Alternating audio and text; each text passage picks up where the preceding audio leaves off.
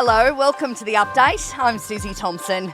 New Year's Eve partygoers have been left in awe by a spectacular fireworks display on Sydney Harbour, which marked the start of 2025. All vantage points across the city filled up by 9 p.m, with some waiting hours to get an uninterrupted view of the world-famous show. In Melbourne, fireworks were launched from 27 rooftops around the CBD. Flinders Street Station was lit up with flashing lasers. More than 80,000 explosives were set off across two separate light shows in Brisbane, and Perth marked the start of 2025 with a display at Elizabeth Quay with amusement rides, sideshow alley, food vendors and roving entertainment.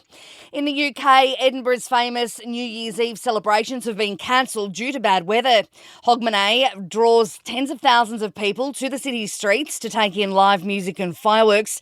Nine's European correspondent Hannah Sinclair says many will be disappointed. You know, people travel from all over the world to go to this event in Edinburgh, one of the biggest New Year's Eve celebrations, and they've had to call it off at the 11th hour because of these weather warnings that are in place. The organisers have just said they didn't have enough time to prepare. South Korea also cancelled its New Year's Eve celebrations following the country's deadliest plane crash on Sunday, which killed 179 people. Also making news, and investigations underway after a teenager was stabbed in Sydney's West. Police say a group was setting off fireworks before the 17-year-old was stabbed in the back. He was taken to hospital in a serious but stable condition.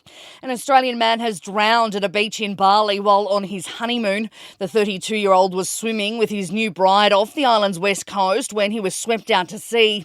A nearby fishing boat tried to reach the man, but choppy conditions hampered rescue efforts. He was eventually brought to shore but could not be revived. DFAT is offering consular assistance.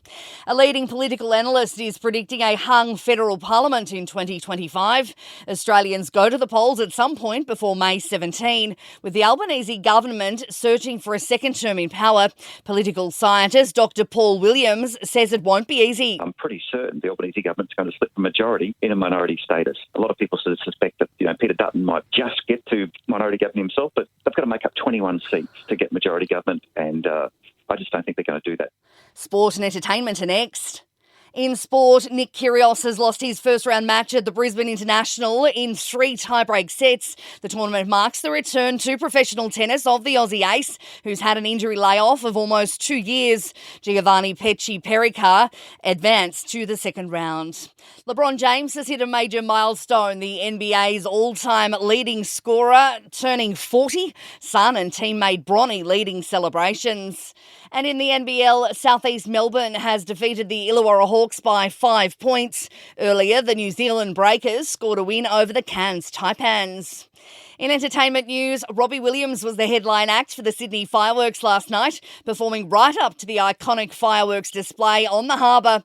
The British star admitted the performance was a chance to plug his biopic, Better Man.